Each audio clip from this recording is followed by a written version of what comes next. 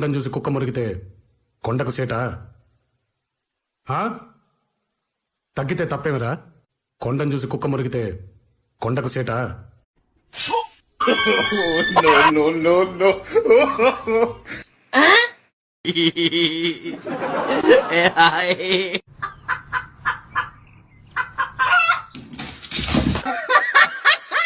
పడిపోయానే పొంగులో మాటలిని పడిపోయానే రంగుల కొంగు తాకి పడిపోయానే గాలి సోకితేనే చచ్చిపోయానే.